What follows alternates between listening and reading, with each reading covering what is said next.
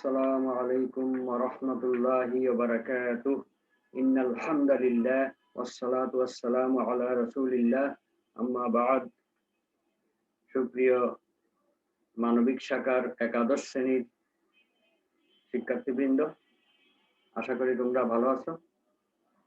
যে যেখান থেকে আজকের এই ক্লাস শুনছো সকলকে স্বাগত জানাচ্ছি। ক্লাস উপস্থাপনায় আমি Mohammad Abu Bakar Siddique, senior lecturer, Islamic studies বিভাগ, TNT মহিলা কলেজ, ঢাকা। ইসলাম শিক্ষা প্রথম পত্র, প্রথম অধ্যায়, ইসলামী শিক্ষা ও সংস্কৃতি, পাঠ 4, ইসলাম ও নৈতিক শিক্ষা, পাঠের গুরুত্ব ও প্রয়োজনীয়তা। এর বিধানগত গুরুত্ব আমরা গত ক্লাসে আলোচনা করেছি। আজকে ইসলামী শিক্ষার মর্যাদাগত গুরুত্ব নিয়ে আলোচনা করব। এই পাঠ 4-এর দুটি অংশ রয়েছে। একটি হলো ইসলামী শিক্ষার বিধানগত গুরুত্ব, যা আমরা গত ক্লাসে আলোচনা করেছি। আজকে হবে ইসলামী শিক্ষার মর্যাদাগত গুরুত্ব, অর্থাৎ ইসলামী শিক্ষা গ্রহণ করলে তার কি কি মর্যাদা বেড়ে যাবে দুনিয়া এবং আখিরাতে, আল্লাহ তাআলার কাছে তার কি কি মর্যাদা হতে পারে, সেই বিষয়টি নিয়ে আমরা আলোচনা করব। বিসমিল্লাহির রহমানির রহিম। ইসলামী শিক্ষার প্রধান মর্যাদা হলো এটি প্রভূত কল্যাণকর, অর্থাৎ এই শিক্ষা শিক্ষার্থীর জন্য একটি বিশাল কল্যাণ বহন করে নিয়ে আসে। প্রচুর কল্যাণ তার লাভ হয় দুনিয়া এবং আখিরাতে, সে কল্যাণকর জীবন লাভ করে। এই মর্মে মহান আল্লাহ তাআলা পবিত্র কোরআনে ইরশাদ করেন,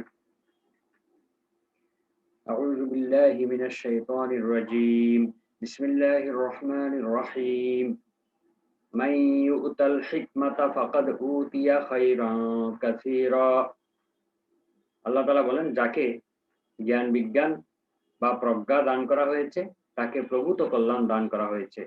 এখানে মূলত দ্বীনি জ্ঞান, বিজ্ঞান, ব্যবহারিক জ্ঞান, দ্বীনকে সঠিকভাবে পালন করার মতো সেরকম যোগ্যতা, দক্ষতা, আগ্রহ, আন্তরিকতা এবং দ্বীন সঠিকভাবে পালন করার মতো সেরকম যোগ্যতা যাকে দান করা হয়েছে তাকে প্রচুর কল্যাণ দান করা হয়েছে। অর্থাৎ সেই সঠিকভাবে দ্বীনের বিধিবিধান পালন করার কারণে আল্লাহ তাআলার কাছে সেই নাজাত পাবে, জান্নাত লাভ করতে পারবে। এর চেয়ে বড় কল্যাণ আর কিছু হতে পারে না। এবং এই আমলের বরকতে দুনিয়াতেও তাকে অনেক কল্যাণ দান করা হবে, তার জীবনটাকে সহজ করে দেওয়া হবে, সচ্ছলতা দান করা হবে। এই হচ্ছে প্রচুর কল্যাণ। সূরা বাকারা আয়াত 269।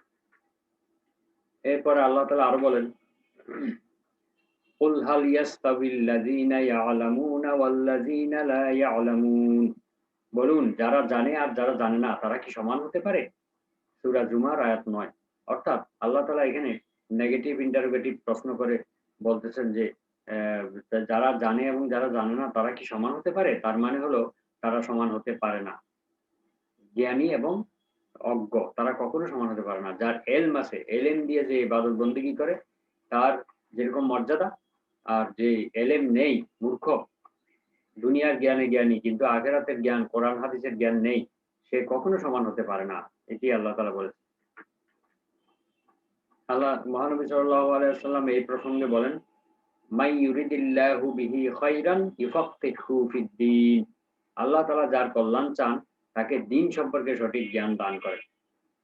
আল্লাহ তাআলা যার কল্যাণ চান তাকে দ্বীন সম্পর্কে সঠিক জ্ঞান দান করেন।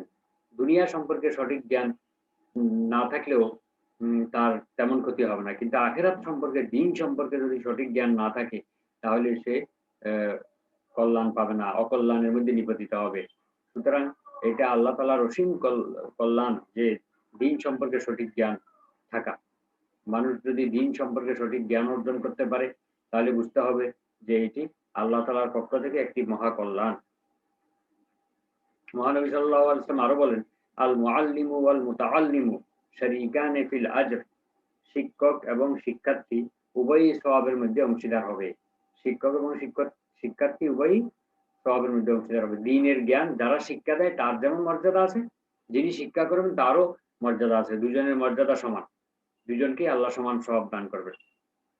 আর এই সওয়াব কিয়ামত পর্যন্ত জারি থাকবে। যারা আমল করবে, যারা আরো শিক্ষার্থীদেরকে শিক্ষা দিবে, এইভাবে তারা যত আমল করবে সবকিছু সবাই পাবে। মহানবী সাল্লাল্লাহু আলাইহি ওয়াসাল্লাম আরো বলেন এই প্রসঙ্গে যে, মান দাল্লা আলা খাইরিন ফালাহু মিসলু আজরি ফাইলিহি। যে ব্যক্তি কোনো ভালো কাজের পথ দেখান, সেই ভালো কাজ সম্পাদনকারীর সমান সওয়াব প্রাপ্ত হয়। অর্থাৎ একটা ভালো কাজ, একটা সৎ আমল, নেক আমলের রাস্তা যদি কেউ দেখিয়ে দেয়, শিখিয়ে দেয়, জানিয়ে দেয়, বুঝিয়ে দেয়, দাওয়াত দেয়, তাহলে সে ওই ভালো কাজ সম্পাদনকারীর যেই এই কাজটা আমল করবে, তার সমান সওয়াব পাবে। সে শুধু রাস্তা দেখিয়ে দিয়েছে, কাজটা করার জন্য দাওয়াত দিয়েছে, বুঝিয়ে দিয়েছে, ডেকেছে, এতে সেই সওয়াব প্রাপ্ত হবে। সেই সমান সওয়াব প্রাপ্ত হবে। হাদিসটি মুসলিম শরীফে উল্লেখ রয়েছে। দ্বিতীয় পয়েন্ট হলো যে ইসলামী শিক্ষার মর্যাদাগত গুরুত্বের দ্বিতীয় পয়েন্ট হলো যে জ্ঞান অন্বেষণকারী মুজাহিদ তুল্য। মুজাহিদ বলা হয় যিনি আল্লাহর রাস্তায় যুদ্ধ করছে জানমাল দিয়ে। সেই মুজাহিদের যেমন আল্লাহর কাছে অনেক মর্যাদা রয়েছে, যে আল্লাহর দ্বীন অর্জন করতেছে, কোরআন হাদিসের জ্ঞান, ফিকহ শাস্ত্রের জ্ঞান, আমলের জ্ঞান অর্জন করতেছে, তারও সেরকম মর্যাদা রয়েছে। এই প্রসঙ্গে মহানবী সাল্লাল্লাহু আলাইহি ওয়াসাল্লাম বলেন, মান খারাজা ফি তালাবিল ইলমি ফাহুয়া ফি সাবিলিল্লাহ হাত্তা ইয়ারজিআ। যে ব্যক্তি জ্ঞান অর্জনের জন্য ঘর থেকে বের হয়, সেই আল্লাহর পথেই থাকে যতক্ষণ না সে ঘরে ফিরে আসে। যুদ্ধ করতে গেলে যেমন সে আল্লাহর পথে থাকে ফিরে না আসা পর্যন্ত, তদ্রূপ জ্ঞান অর্জনের জন্য যদি দ্বীনের ইলম অর্জন করার জন্য যদি ঘর থেকে বের হয়, সেই পথেই সে আল্লাহর পথেই থাকে যতক্ষণ না সে ঘরে ফিরে আসে। আল্লাহর নাম নিয়ে আল্লাহর ইবাদত যারা করে এবং সে আল্লাহর নাম নিয়ে যদি দুনিয়ার জ্ঞানও শিখতে যায়, যে জীবন জীবিকা অর্জনের জন্য দুনিয়ার জ্ঞান শিখতে যায়, যদি সে আল্লাহর দ্বীন মেনে চলে, তাহলে সে তার মর্যাদাও তাই হবে। কিন্তু শুধু দুনিয়ার জ্ঞানের জন্য প্রচেষ্টা চালানো, তৎপর থাকা, কিন্তু আল্লাহর ইবাদত না করা, আল্লাহর কথা ভুলে যাওয়া, এইটি এই মর্যাদার মধ্যে পড়বে না। মহানবী সাল্লাল্লাহু আলাইহি ওয়াসাল্লাম আরো বলেন, ইন্নাল মালাইকাতা লা তাদউ আজনিহাতাহা রিদাল লিতালিবিল ইলম। নিশ্চয় ফেরেশতাগণ ইলম অর্জনকারী সন্তুষ্টির জন্য নিজেদের পাখনা বিছিয়ে দেন। নিজেদের পাখা বিছিয়ে দেন। ফেরেশতাদের যে পাখা আছে, সেই পাখাগুলো বিছিয়ে দেন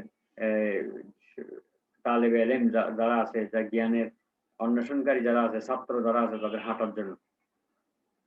হ্যাঁ, এটার অনেক ব্যাখ্যা আছে। ফেরেশতারা ডানা বিছিয়ে দেন, মানে ফেরেশতারা হয়তো তাদের জন্য দোয়া করেন, অথবা তাদেরকে সম্মান প্রদর্শন করেন, তাদের নিরাপত্তা দান করেন। অনেক অর্থ আছে। মহানবী সাল্লাল্লাহু আলাইহি ওয়াসাল্লাম আরো বলেন, আদম সন্তান যতক্ষণ জ্ঞান অর্জনে লিপ্ত থাকে, ততক্ষণ তার মনের তারুণ্য বজায় থাকে।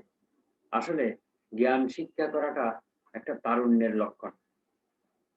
যারা কোনো কারণে বৃদ্ধ বয়সেও যদি পড়াশোনা করে, এখন অনেক সুযোগ আছে অবশ্য, তো তাদেরও কিন্তু মনের মধ্যে একটা ছাত্র ভাব এসে যায়, তারুণ্য, তরুণ মনে হয় নিজেকে। এই জন্য ইসলামে মৃত্যু পর্যন্ত জ্ঞান অর্জন করার নির্দেশ রয়েছে। আমৃত্যু তাকে শিখতে হবে, কারণ শিখার কোনো শেষ নেই। তো এই জন্য যে শিখে তার কাছে মনে হবে যেন সে এখনো ছাত্র, তরুণ। মনের মধ্যে আল্লাহ তাআলা তাদের তারুণ্য দিয়ে দেন। ৩ নম্বর হলো জান্নাত লাভ হয়। জ্ঞান অন্বেষণ করলে, ইলম অন্বেষণ করলে, দ্বীনের ইলম অন্বেষণ করা জান্নাত লাভ করার একটা উপায়। মহানবী সাল্লাল্লাহু আলাইহি ওয়াসাল্লাম বলেছেন,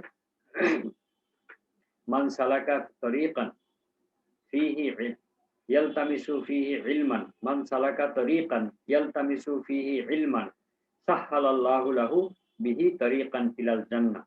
যে ব্যক্তি জ্ঞান অর্জনের জন্য কোনো পথ চলে, যে ব্যক্তি জ্ঞান অর্জনের জন্য কোনো পথ অবলম্বন করে, মহান আল্লাহ এর দ্বারা তার জান্নাতের পথ সুগম করে দেন। অর্থাৎ কোনো ব্যক্তি যদি দ্বীনের ইলম অর্জন করার জন্য একটা পথ বের করে নেয়, তার অনেক কাজ, অনেক ব্যস্ততা, অনেক ঝামেলা, তারপরেও আল্লাহর দ্বীন শিখার জন্য সেই একটি সময় একটি সুযোগ বের করে নিয়েছে যে দিনে এই সময়ে সে এই জ্ঞান শিখবে, অমুকের কাছে গিয়ে শিখবে, আ বা নিজে পড়াশোনা করে শিখবে। এরকম যদি সে একটা পথ বের করে নেয় শত ব্যস্ততার মধ্যেও, তাহলে আল্লাহ তাআলাও তাকে জান্নাতে যাওয়ার জন্য কোন না কোন পথ বের করে দিবেন। সুবহানাল্লাহ। কিন্তু আমরা কি তাই করি? আমরা এত ব্যস্ত দ্বীনের এলেম শিখার সময় নেই, শোনার সময় নেই। শুনলেও যেন কানের মধ্যে ঢুকে নাই এরকম অবস্থা আমাদের। তো জান্নাতে যাওয়ার জন্য কোন না কোন আ সুযোগ আমাদের গ্রহণ করতে হবে। কোন সুযোগই যদি গ্রহণ না করি তাহলে তো জান্নাতে যাওয়া যাবে না। তাই দ্বীনের এলেম শিখার জন্য আমরা একটা সময় রাখি। দিনে ১০ মিনিট হোক, ১৫ মিনিট হোক, ১ ঘন্টা হোক, ০.৫ ঘন্টা হোক, একটি সময় রাখি। কারো কাছ থেকে শিখে নেই বা নিজে পড়াশোনা করে শিখি। হ্যাঁ? তো এভাবে আমরা জান্নাতে যাওয়ার পথ সহজ করতে পারবো। সুগম মানে সহজ। সহজ করে দেন। ৪র্থ পয়েন্ট হলো যে মহান আল্লাহ তাআলার সন্তুষ্টি লাভ। জ্ঞান অন্বেষণ, দ্বীনের এলেম অর্থাৎ কোরআন, সুন্নাহ, হাদিস, ফিকহ, ইসলামের ইতিহাস এগুলো যদি আমরা পাঠ করি, এগুলো যদি আমরা অর্জন করি আন্তরিকতার সাথে, তাহলে আল্লাহ তাআলা আমাদের উপর খুশি হবেন এবং আমাদেরকে মাফ করে দেবেন। মহানবী সাল্লাল্লাহু আলাইহি ওয়াসাল্লাম এই প্রসঙ্গে বলেছেন, মান তালাবাল ইলমা কানা কাফফারাতুল লিমা মাদা। যে ব্যক্তি জ্ঞান অন্বেষণ করবে তার অতীতের সকল পাপ মার্জনা করা হবে। তিরমিজি শরীফে এই হাদিসটি উল্লেখ রয়েছে। তার মানে এখানে নিয়ত শুদ্ধ হতে হবে যে সেই জ্ঞান অন্বেষণ করতেছে আল্লাহর সন্তুষ্টির জন্য, আল্লাহকে খুশি করার জন্য, আমল করার জন্য। দুনিয়ার কোনো উদ্দেশ্যে নয়। কেউ বড় আলেম বলবে বা টাকা পয়সা রোজগার করতে পারবে এজন্য নয়। তাহলেই তার অতীতের সকল পাপ ক্ষমা করা হবে। ৫ নম্বর হলো বিশেষ মর্যাদা দান।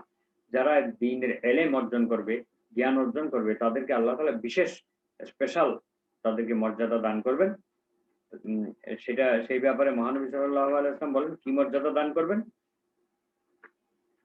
ইন্না ফাদলাল আলিমি আলাল আবিদি কাফাদলিল কমারি লাইলাতাল বাদরি আলা সাইরিল কাওয়াকিব। অর্থাৎ আলেমের মর্যাদা পূর্ণিমা রাতের সকল তারকার উপরে চাঁদের যেরূপ মর্যাদা। অর্থাৎ পূর্ণিমার যখন চাঁদ উঠে সারা পৃথিবী আলোকিত হয়ে যায়, তখন অন্যান্য তারকার আলোগুলো ম্লান দেখা যায়, অস্বচ্ছ দেখা যায়। চাঁদের আলোটাই বেশি ফুটে ওঠে। তো ঠিক তদ্রূপ সাধারণ ইবাদতকারীর উপরে জ্ঞানীর মর্যাদাও সেরূপ। একজন আলেম দ্বীনের সত্যিকারের আলেম, তার মর্যাদা সাধারণ মানুষের উপরে, সাধারণ নামাজ রোজা করে এরকম ইবাদতকারীর উপরে তার মর্যাদা ওই চাঁদের মতো। পূর্ণিমা রাতের তারকাগুলোর উপর যেমন চাঁদের মর্যাদা, সেই ইবাদতকারীদের মধ্যে আলেম ব্যক্তির মর্যাদাও সেরকম। এইভাবে আল্লাহ তাআলা আ আলেমদেরকে, দ্বীনের এলেম অর্জনকারীদেরকে সম্মানিত করেছেন। রাসূলুল্লাহ সাল্লাল্লাহু আলাইহি ওয়াসাল্লাম আরো বলেন যে একজন পণ্ডিত ব্যক্তি মহাকাশের তারকাগুলোর মতো, যারা রাতের আঁধারে পৃথিবীর স্থল ও জলভাগ আলোকিত করে পথিককে পথ দেখায়। তারকাশূন্য রাতে পথিকের তো পথ হারানোর সম্ভাবনা থাকে। তারকাশূন্য রাতে মরুভূমিতে জলে স্থলে যদি কেউ ভ্রমণ করে, জলযানে, স্থলযানে বা হেঁটে, তখন তার পথ খুঁজে পাওয়ার জন্য তারকাগুলোই হচ্ছে তার একমাত্র নির্দেশক। তারকা দেখে, দেখে সে পথ চলে। আর তারকাশূন্য রাতে পথিক তো পথ হারিয়ে ফেলার সম্ভাবনা থাকে।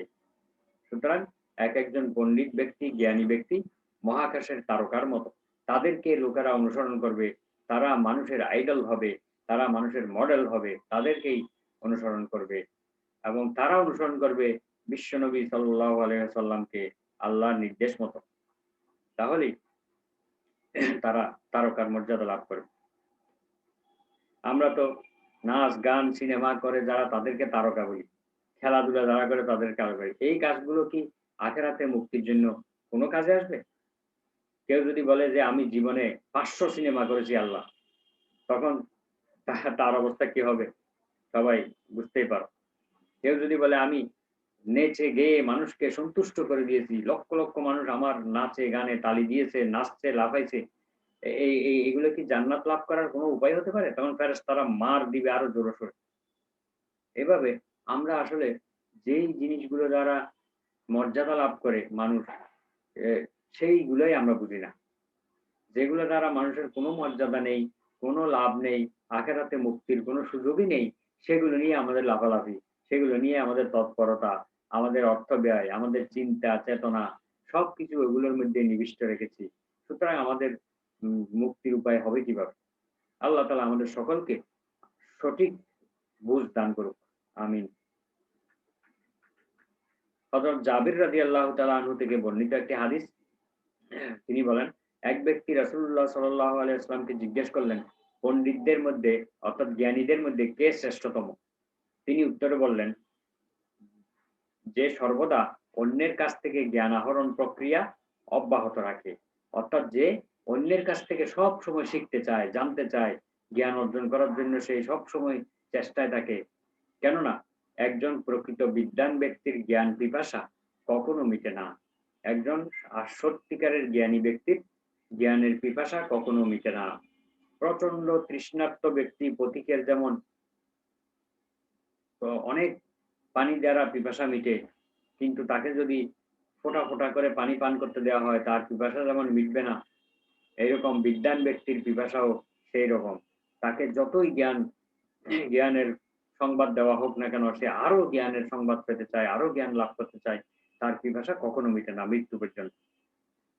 কত সুন্দর হাদিস।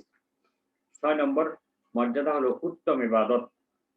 ইসলামী শিক্ষা যারা গ্রহণ করবে, এটা তার জন্য একটি উত্তম ইবাদতে পরিণত হবে। কারণ আমরা মনে করি সালাত, সওম, হজ, যাকাত এগুলি ইবাদত। কিন্তু এগুলো না জেনে করলে কি কোনো লাভ আছে? না জেনে তো আমরা দুনিয়ার কোনো কাজই করি না। একজন মানুষ যদি রান্না না জানে তাহলে সে কি করবে? লবণ বেশি দিয়ে দিবে, পুড়ে ফেলবে, নষ্ট করে ফেলবে সব। একজন লোক যদি কোনো আ যে কাজটি জানে না তাকে সেই কাজে লাগিয়ে দিলে তার নিজেরই ক্ষতিগ্রস্ত হওয়ার সম্ভাবনা থাকে। তো এইগুলি আমরা সহজে বুঝি। কিন্তু আল্লাহর ইবাদতের ক্ষেত্রে আমরা উদাসীন। না জেনে না বুঝে আমরা ইবাদত করতে যাই এবং জানার কোনো প্রয়োজনই মনে করি না। বিদেশে যাওয়ার সময় মানুষ কত প্রশিক্ষণ নিয়ে যায়, কতগুলো কাজ শিখে যায়, কত সতর্কতার সাথে শিখে যাতে সেখানে গিয়ে কোনো ভুল না হয়। অথচ মহান আল্লাহর ইবাদত সেটা আমরা ভালোভাবে শিখতেছি না। কোনো গুরুত্ব দিচ্ছি না। দায়সারাভাবে আদায় করে চলে আসছি। এইগুলো কি কোনো কাজে আসবে? তাহলে এই উত্তম ইবাদত এলেম অর্জন করা এটা উত্তম ইবাদত এইজন্য যে এটা খুব গুরুত্বপূর্ণ। অথচ আমাদের কাছে কোনো গুরুত্বই নেই। মহানবী সাল্লাল্লাহু আলাইহি ওয়াসাল্লাম এই প্রসঙ্গে বলেছেন, তাদারিসুল ইলমা সাআতান তাদারুসুল ইলমি সাআতান মিনাল লাইলি খায়রুম মিন ইহইয়াইহা। অর্থাৎ রাতের একটি অংশে রাতের একটি অংশে এলিম চর্চা করা বা দ্বীনের জ্ঞান চর্চা করা সারা রাত্রি নফল ইবাদতের চেয়ে উত্তম। রাতে ১ ঘন্টা ০.৫ ঘন্টা যদি আমরা জ্ঞান চর্চা করি, শুনি, বলি, তাহলে এটা আমাদের জন্য কি হবে? সারারাত জেগে, জেগে নামাজ পড়ার চাইতে উত্তম হবে। কারণ দ্বীনের জ্ঞান অর্জনটা এত গুরুত্বপূর্ণ। দ্বীনের জ্ঞান অর্জনটা হচ্ছে মহাসম্পদ, একটি মূল্যবান সম্পদ। যেটা অর্জন করলে আমাদের কোনো ক্ষতি হবে না। শয়তান আমাদেরকে ধোঁকা দিতে পারবে না। আমাদের জ্ঞানের উম ব্যা ব্যা জ্ঞানের আমাদের আ মানে আমাদের জ্ঞান সমৃদ্ধ হবে এবং এই জ্ঞানের মাধ্যমে আমরা অ্যা আরো বেশি করে সঠিকভাবে ইবাদত বন্দেগী করতে পারব। আব্দুল্লাহ ইবনে ওমর রাদিয়াল্লাহু আনহু বলেন, আল্লাহর ইবাদতের সর্বোৎকৃষ্ট রূপ হচ্ছে জ্ঞান অন্বেষণ। আল্লাহর ইবাদত করার জন্য সবচেয়ে উত্তম রূপ হচ্ছে জ্ঞান অন্বেষণ। ইবাদতও করব, জ্ঞান অন্বেষণ করব। তাহলেই আমাদের ইবাদতগুলো উত্তরোত্তর ভালো হবে, সুন্দর হবে, গ্রহণযোগ্য হবে। কিন্তু আমরা জ্ঞান অর্জন না করে ওই ভুল কাজটি বারবার করেই যাচ্ছি। মৃত্যু পর্যন্ত এটা করেই যাচ্ছি। একবারও চিন্তা করছি না যে এটা কবুল হবে কিনা। বসের কাছে আপনার কাজটা গ্রহণযোগ্য হবে কিনা এই ব্যাপারে আপনি খুব তৎপর থাকেন, চিন্তা করেন এবং টেনশনে থাকেন। কিন্তু মহান আল্লাহ তাআলার কাছে সেটা গ্রহণযোগ্য হবে কিনা এই ব্যাপারে আমরা এক মুহূর্তও চিন্তা করি না। কারো কাছে জিজ্ঞেস করি না যে আমার ইবাদতটা কিভাবে করলে আল্লাহ কবুল করবেন? কিভাবে করলে আমার ইবাদত শুদ্ধ হবে, এই প্রশ্ন আমরা কারো কাছ থেকে করতে দেখি না। তাহলে আমাদের সবসময় এই চিন্তা করতে হবে। এক মুহূর্তের চিন্তা ভাবনা ৭০ বছরের ইবাদতের চাইতে কল্যাণকর। এক মুহূর্তে যদি আমরা চিন্তা ভাবনা করি দিন নিয়ে, আল্লাহর ইবাদত নিয়ে, আল্লাহর সৃষ্টি নিয়ে, বা আল্লাহ সম্পর্কে, রাসূল সম্পর্কে, কোরআন সম্পর্কে, হাদিস সম্পর্কে, আমাকে আল্লাহ যে নিয়ামত দিয়েছেন সেই নিয়ামত সম্পর্কে এই চিন্তা করা, এটি অনেক কল্যাণকর। ৭ নম্বর হলো জ্ঞান অন্বেষণের সময়সীমা। জ্ঞান আমরা কখন অন্বেষণ করব? কি একবার শিখে ফেললেই সারা জীবনের জন্য কাজ হয়ে যাবে? নাকি আমৃত্যু করতে হবে? এই ব্যাপারে মহানবী সাল্লাল্লাহু আলাইহি ওয়াসাল্লাম বলেন, "উতলুবুল ইলমা মিনাল মাহদি ইলাল লাহাদ।" দোলনা থেকে কবর পর্যন্ত জ্ঞান অন্বেষণ করো। তোমরা দোলনা থেকে কবর পর্যন্ত জ্ঞান অন্বেষণ করো। অর্থাৎ দোলনায় দুলতে, দুলতে তোমরা শিখবে, তারপরে মৃত্যু পর্যন্ত শিখতে থাকবে। কারণ মানুষকে আমৃত্যু ইবাদত করতে হয়। এইজন্য আমৃত্যু জ্ঞানও অন্বেষণ করতে হবে। কারণ এইখানে একবার কোন সময় জ্ঞান অর্জন করেছি আর জ্ঞানের ধারে কাছেও নেই, তাহলে আমার এই জ্ঞানের মধ্যে শয়তান বিকৃতি সাধন করতে পারে। এটাকে আমাদের মন থেকে ভুলিয়ে দিতে পারে। তাই এটা সবসময় এটাকে চর্চা করতে হবে। রিভিশন দিতে হবে সবসময়। ৮ নম্বর হলো মর্যাদার মাপকাঠি।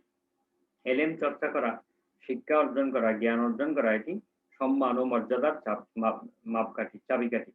হযরত আদম আলাইহিস সালামকে শিক্ষার কারণে এই ফেরেশতাদের উপরে মর্যাদা দেওয়া হয়েছে। মহান আল্লাহ তাআলা আদম আলাইহিস সালামের শিক্ষা সম্পর্কে বলেন, ওয়া আল্লামা আদামাল আসমাআ কুল্লাহা। আল্লাহ তাআলা আদমকে সকল কিছুর নাম শিক্ষা দিয়েছিলেন। এই পৃথিবীতে যা কিছু আছে সবকিছুর নাম আল্লাহ তাআলা আদম আলাইহিস সালামকে শিক্ষা দিয়েছিলেন। এইভাবে আল্লাহ তাআলা সকল নবী রাসূলগণকে একেক রকমের জ্ঞান শিক্ষা দিয়ে দুনিয়াতে পাঠিয়েছেন। ৯ নম্বর হলো জ্ঞান অন্বেষণকারীর জন্য দোয়া করা হয়। যারা দ্বীনের এলেম অন্বেষণ করে, ইসলামী জ্ঞান অর্জন করে, তাদের জন্য সমগ্র সৃষ্টি জগৎ দোয়া করতে থাকে। সবাই দোয়া করতে থাকে। মহানবী সাল্লাল্লাহু আলাইহি ওয়াসাল্লাম এই প্রসঙ্গে বলেছেন, মুআল্লিমুল খাইরে ইস্তাগফিরু লাহু কুল্লু শাইইন। যে কল্যাণকর শিক্ষা দান করে তার জন্য সকল কিছু ক্ষমা প্রার্থনা করে, ইস্তেগফার করে, আল্লাহর কাছে ক্ষমা চায়। আল্লাহ অমুককে মাফ করে দাও, আল্লাহ অমুককে মাফ করে দাও। যেই ব্যক্তি দ্বীনের উত্তম জ্ঞান শিক্ষা দান করেন, শিক্ষা গ্রহণ করেন, তাদের জন্য দোয়া করতে থাকে সব জিনিস। পৃথিবীর সবকিছুই তাদের জন্য দোয়া করে। অন্য হাদিসে আছে গর্তের পিঁপড়া, পানির মাছ পর্যন্ত তাদের জন্য দোয়া করে। মহানবী সাল্লাল্লাহু আলাইহি ওয়াসাল্লাম আরো বলেন, তাআব্বাযু বিল্লাহি মিন ইলমিন লা ইউনফাউ বিহি। তবে দ্বীনের জ্ঞান অর্জন করব, কিন্তু যে জ্ঞান আমাদের জন্য কোনো কাজে আসবে না, ক্ষতিকর হবে, উপকার হবে না, এমন জ্ঞান আ থেকে আল্লাহর কাছে আশ্রয় চাওয়ার জন্য নবীজি শিক্ষা দিয়েছেন। তিনি বলেন যে, তোমরা যে শিক্ষায় কোনো উপকার হয় না, সেই শিক্ষা থেকে আল্লাহর নিকট পানা চাও, মানে আশ্রয় চাও। আল্লাহর কাছ থেকে এর থেকে ক্ষমা চাও। আল্লাহ এই শিক্ষা আমাদেরকে দিও না, যে শিক্ষা দ্বারা আমার কোনো উপকার হয় না, জাতির কোনো উপকার হয় না, দেশের কোনো উপকার হয় না, দ্বীনের কোনো উপকার হয় না। এমন শিক্ষা দিয়ে কোনো লাভ নেই।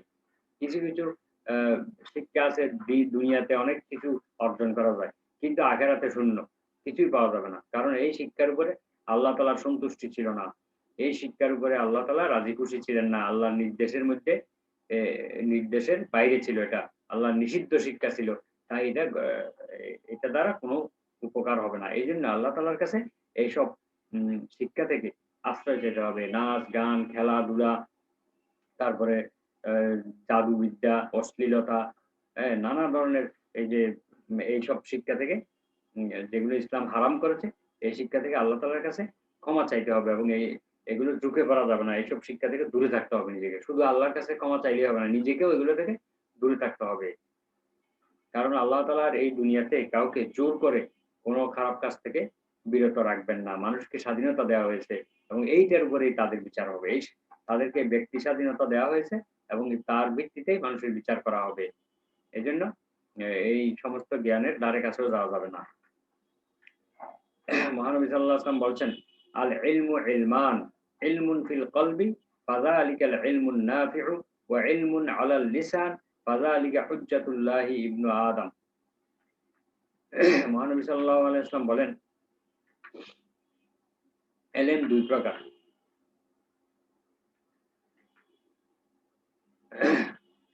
এলেম বা জ্ঞান দুই প্রকার। প্রথম, যে এলেম মানুষের অন্তরে অবস্থান করে, এটি উপকারী এলম। যেই জ্ঞানটি আমাদের অন্তর পর্যন্ত অবস্থান করে, মনের থেকে আমরা এটাকে অ্যাকসেপ্ট করেছি, আন্তরিকভাবে সেটাকে গ্রহণ করেছি এবং আমার হৃদয়ের মধ্যে সেই এলেমটা গাঁথা আছে, এইটা মানুষের উপকারে আসবে। দ্বিতীয়ত, যে এলেম শুধু মুখেই থাকে, অন্তরে প্রবেশ করে না, আন্তরিকতা থাকে না, তা আল্লাহর আদালতে আদম সন্তানের বিরুদ্ধে দলিল হবে। অর্থাৎ সেই এলেমটা আহ, তাকে তার বিরুদ্ধে দাঁড়াবে, কিয়ামতের দিন তার বিরুদ্ধে সাক্ষী দেবে। অর্থাৎ সেই এলেম দ্বারা সে কোনো আমল করেনি, মুখে মুখে শুধু বর্ণনা করছে, ওয়াজ করেছে, কিন্তু নিজের মধ্যে সেই আমল ছিল না। এরকম বহু লোক সমাজে দেখা যায়, আল্লাহ মাফ করুন। এই ধরনের লোকদের বিরুদ্ধে তার এলেম সাক্ষী দিবে এবং সেই এলেমের কারণ সেই রকম এলেমের কারণে সে জাহান্নামে যাবে। নাউজুবিল্লাহ। আল্লাহ আমাদের সকলকে রক্ষা করুন। তো আমরা আজকে ইসলাম শিক্ষার মর্যাদাগত গুরুত্ব আলোচনা করেছি। প্রশ্ন হলো, ইসলাম শিক্ষার মর্যাদাগত গুরুত্ব বর্ণনা করো। আমরা জানতে পারলাম যে ইসলামী শিক্ষা গ্রহণ করা মানুষের জন্য প্রচুর কল্যাণকর। আল্লাহর রাস্তায় মুজাহিদ যারা আছে তাদের সমান মর্যাদা এবং জান্নাত লাভ করা যায়। তারপরে আল্লাহর সন্তুষ্টি লাভ করা যায়, আল্লাহর দরবারে বিশেষ মর্যাদাবান হওয়া যায় এবং এটি একটি উত্তম ইবাদতও বটে। তারপরে মানুষের মর্যাদার মাপকাঠি হলো এই জ্ঞান।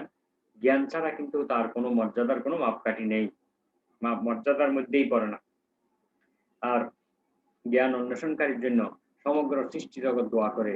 আর যেই জ্ঞানের দ্বারা কোনো উপকার হবে না, সেই জ্ঞান থেকে আল্লাহ তাআলার কাছে আশ্রয় চাইতে হবে, ক্ষমা চাইতে হবে, দূরে রাখার জন্য দোয়া করতে হবে।